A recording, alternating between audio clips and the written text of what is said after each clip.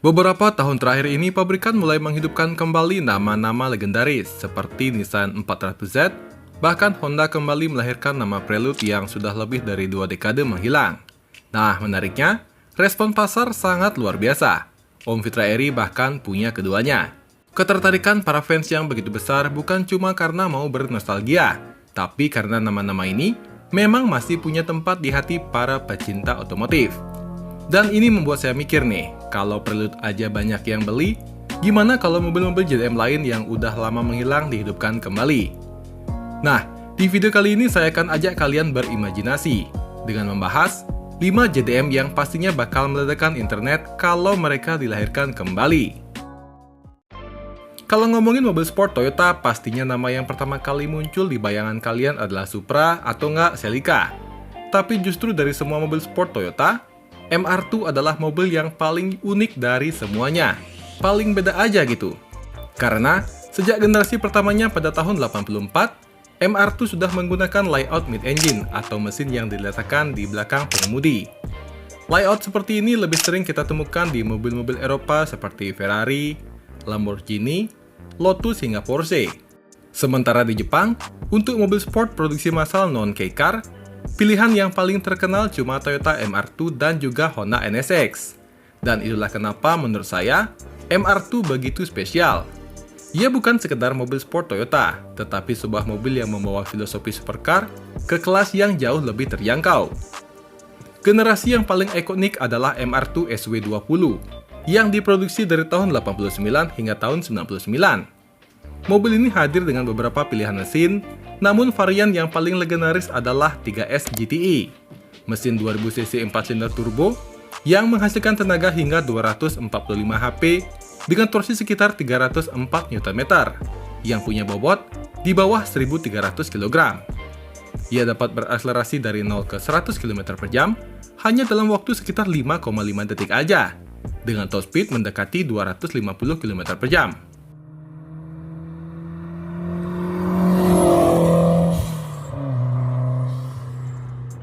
Angka yang bahkan sampai sekarang masih cepat, tapi yang membuat orang jatuh cinta bukan cuma soal tenaga. Karena menggunakan layout mid-engine, distribusi bobot MR2 sangat seimbang. Hasilnya, mobil ini terasa sangat lincah ketika diajak menikung, memberikan sensasi berkendara yang berbeda aja nih dibandingkan mobil bermesin depan seperti Supra atau Celica. Tapi sayang banget nih, Toyota harus menghentikan produksi MR2 pada tahun 90-an. Terus, penggantinya yaitu MRS yang hadir mulai tahun 99 itu seperti kena nerf. Karena justru merubah filosofi mobil itu menjadi roadster ringan dengan mesin 1CZ-FE dengan kapasitas 1800cc naturally aspirated bertenaga sekitar 138 HP yang performanya jadi sekelas Miata. Kalau suatu saat Toyota benar-benar ingin menghidupkan kembali nama MR2, menurut saya mereka sebaiknya kembali ke konsep yang membuat nama itu begitu legendaris. Toyota kan punya tuh mesin kencang 1600cc 3 silinder legendaris dengan kode G16E GTS yang dipakai oleh GR Corolla dan GR Yaris. Dan kalian tahu sendiri nih, mesin sekecil ini punya tenaga sampai 300 HP. Kalau MR2 pakai mesin ini dan tetap pakai layout MR dengan bobot sekitar 1200 sampai 1300 kg, mobil ini berpotensi memiliki performa yang luar biasa, sekaligus tetap menawarkan handling khas MR2 yang menjadi ciri khas utamanya. Kalau beneran keluar, ia udah pasti langsung saingan sama Porsche 718 Cayman dan Lotus Emira, tapi dengan harga yang jauh lebih terjangkau. Dan pastinya, peluncuran mobil ini bakal menghebohkan dunia otomotif. Selanjutnya, kalau ada mobil Jepang yang paling culture dan layak dihidupkan kembali, jawabannya ialah Mazda RX-7. Bahkan sampai saat ini, desain RX-7 FD masih terlihat modern, meski usianya sudah lebih dari 20 tahun. Banyak orang masih menganggapnya sebagai salah satu mobil Jepang yang paling indah yang pernah dibuat. Generasi terakhir RX-7 diproduksi hingga tahun 2002. Mobil ini menggunakan mesin 13B REW, yakni sebuah mesin rotary 1300cc twin turbo yang dapat menghasilkan tenaga hingga 280 HP dan torsi sekitar 314 Nm. Performa ini dipadukan dengan mobil yang punya berat sekitar 1280 kg dengan distribusi bobot yang nyaris sempurna. RX-7 dikenal sebagai salah satu sport car dengan handling terbaik yang pernah lahir dari Jepang. Tapi sayangnya semua kelebihan itu juga dibarengi dengan kekurangan yang cukup besar nih. Mesin rotari memang unik, tetapi terkenal lebih boros, membutuhkan perawatan ekstra dan semakin sulit memenuhi standar emisi modern. Pada akhirnya, regulasi yang semakin ketat membuat Mazda harus mengakhiri perjalanan RX-7.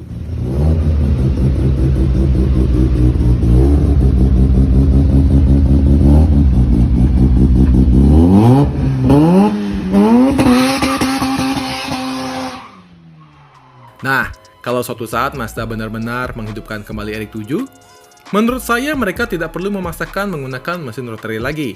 Yang paling dirindukan dari RX-7 sebenarnya bukan hanya mesinnya, melainkan karakter mobilnya. Sebuah coupe ringan, berpenggerak roda belakang, dengan posisi duduk yang rendah, distribusi bobot yang seimbang, dan desain yang mampu membuat orang langsung menoleh ketika melihatnya di jalan.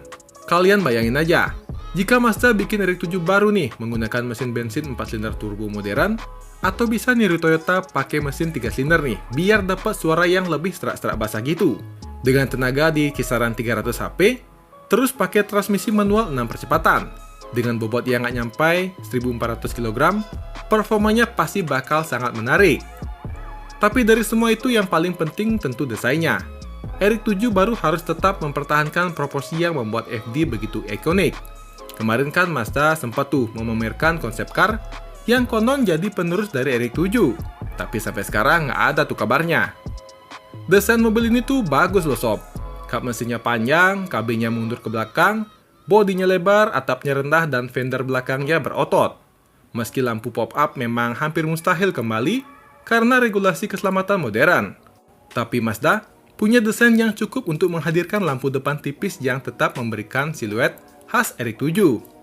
Kalau aja nih, Mazda benar-benar berani mengambil langkah seperti itu, saya yakin RX-7 atau apalah nanti namanya, akan menjadi salah satu sport car Jepang yang paling dinantikan oleh para penggemar otomotif di seluruh dunia. Selanjutnya, kalau ada roster Jepang yang benar-benar fokus pada driving experience, maka jawabannya adalah Honda S2000. Mobil ini diproduksi dari tahun 1999 hingga tahun 2009.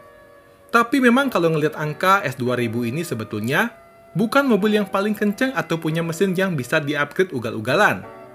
S2000 pakai mesin 2000cc naturally aspirated dengan tenaga sekitar 240 HP yang punya redline hingga 9000 rpm. Jarang banget ada mobil 4 silinder yang bisa digeber di rpm setinggi itu. Makanya nih, konon enak banget bawa mobil ini dengan raungan khas mesin Honda yang bisa digeber di rpm tinggi. Pada versi facelift AP2, kapasitas mesinnya sedikit meningkat menjadi 2200cc dengan tenaga hingga 250 HP. Hal ini membuatnya lebih fleksibel untuk penggunaan harian tanpa kehilangan karakter high rev-nya. Dengan bobot sekitar 1250 kg, S2000 punya rasio tenaga terhadap bobot yang sangat baik untuk sebuah roadster.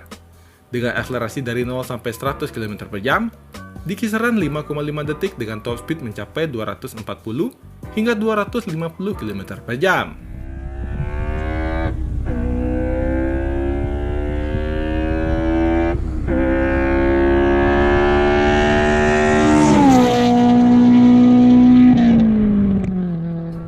Namun yang membuatnya benar-benar istimewa bukan angka-angka tersebut, melainkan karakter mengemudinya.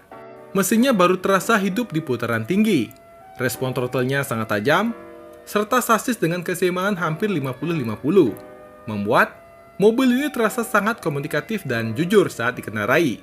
By the way, ini bahasanya Om Fitra Eri ya. Steeringnya juga dikenal sangat presisi, memberikan feedback yang jarang ditemukan bahkan di mobil modern sekalipun. Tapi sayangnya, seiring perkembangan zaman, mesin naturally aspirated high rev seperti ini semakin sulit dipertahankan karena regulasi emisi dan efisiensinya yang semakin ketat. Sehingga, Honda tidak pernah benar-benar melanjutkan S2000 dengan penerusnya langsung. Saat ini, segmen roadster lebih banyak diisi oleh mobil seperti Mazda Miata. Sementara Honda sendiri lebih fokus ke teknologi hybrid dan model yang lebih praktis. Jika S2000 suatu saat nanti dihidupkan kembali, kemungkinan besar ia tidak akan lagi menggunakan konsep naturally aspirated dengan redline yang tinggi, melainkan mesin turbo 2000cc dengan bantuan mild hybrid untuk menjaga respon di putaran bawah. dengan tenaga di kisaran 300 hingga 325 HP, dan bobot tetap dijaga di bawah 1.300 kg. Formula seperti ini membuat S2000 baru bisa menjadi rival serius bagi mobil sport Eropa. Sekarang, kita masuk ke salah satu nama paling ikonik di dunia drift dan balap jalanan, yaitu Nissan Silvia, terutama generasi terakhirnya, S15, yang masih dianggap sebagai salah satu coupe Jepang paling balance yang pernah dibuat. Nissan Silvia S15 diproduksi dari tahun 1999 hingga tahun 2000. Ia menggunakan mesin Nissan SR20 DET berkapasitas 2000 cc turbo. Pada versi spek R, tenaganya berada di kisaran 250 HP dengan torsi di kisaran 275 Nm. Sementara, bobotnya hanya sekitar 1.240 kg aja. Kombinasi ini membuat Silvia S15 sangat ideal sebagai mobil drift.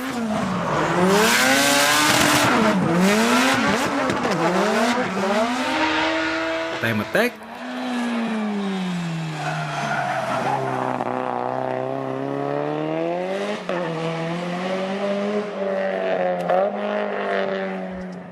maupun street tuning karena ringan, responsif, dan mudah dikendalikan.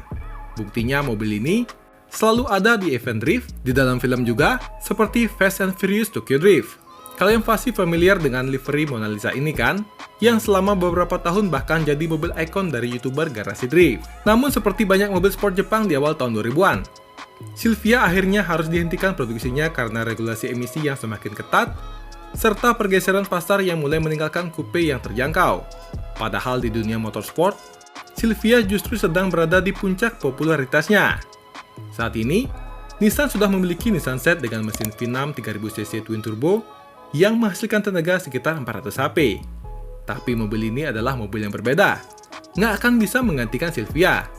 Kalau Silvia benar-benar dihidupkan kembali, ia harus mengisi posisi yang sangat berbeda dari Nissan Z. Silvia baru seharusnya tetap menjadi coupe ringan, compact, dengan harga yang pasti lebih terjangkau dari coupe Eropa.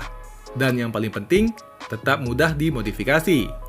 Bayangkan jika Nissan mengembangkan Silvia modern dengan mesin 2000cc turbo generasi terbaru, atau bahkan mesin 1600cc turbo dari plafon modern mereka yang sudah dioptimalkan, dengan tenaga di kisaran 300 hingga 350 HP, Silvia baru bisa langsung menjadi rival kuat untuk Toyota GR86 atau Subaru BRZ, bahkan bisa menyentuh wilayah coupe performa seperti BMW seri 2. Nah, yang terakhir nih, kalau ada satu nama yang paling pantas untuk menduduki peringkat pertama sebagai mobil yang paling banyak disayangkan discontinue adalah Mitsubishi Lancer Evolution. Generasi terakhirnya yaitu Evo 10 menjadi penutup dari perjalanan panjang yang dimulai sejak awal tahun 90-an dan membentuk reputasi Mitsubishi di dunia ajang balap rally. Lancer Evolution 10 diproduksi dari tahun 2007 hingga tahun 2016. Ia menggunakan mesin Mitsubishi 4B11T, yakni sebuah mesin 4 silinder berkapasitas 2000cc turbo yang menghasilkan tenaga sekitar 295 hingga 303 HP dengan torsi kurang lebih 366 Nm. Mesin yang buas ini dipadukan dengan sistem penggerak 4 roda Super All-Wheel Control yang udah nggak usah diragukan lagi kemampuannya.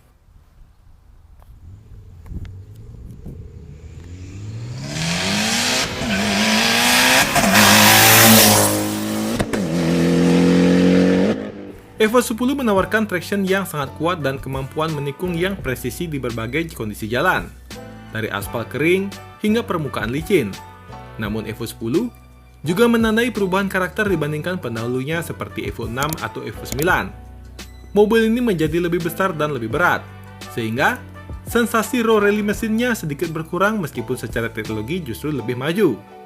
Jika dibandingkan dengan kondisi pasar sekarang, segmen performan AWD sudah berkembang jauh nih. Mobil seperti Toyota GR Corolla, Volkswagen Golf R, hingga hot hatch modern sudah menawarkan tenaga besar dengan sistem AWD yang semakin pintar. Kalau Evo benar-benar dihidupkan kembali, bentuk idealnya harus kembali ke filosofi dasarnya, yakni sedan compact dengan fokus ke rally, berpenggerak AWD yang agresif, dan karakter handling yang tajam serta sedikit liar. Untuk mesin sih, Mitsubishi bisa menggunakan 2000cc turbo modern atau bahkan sistem hybrid turbo dengan target tenaga di kisaran 350 hingga 400 HP, agar tetap bisa kompetitif di era sekarang. Ia selalu tentang satu hal, bagaimana sebuah sedan 4 pintu yang kelihatan seperti mobil sedan keluarga bisa dengan mudahnya ngasepin sebuah sport car. Nah, dari list ini, mana nih yang menurut kalian pantas menduduki peringkat pertama? Atau yang harus banget nih dilahirkan kembali? Mungkin kalian ada pilihan mobil lain, silahkan komen di kolom komentar. So, sekian video kali ini. Sampai jumpa di video selanjutnya. Terima kasih.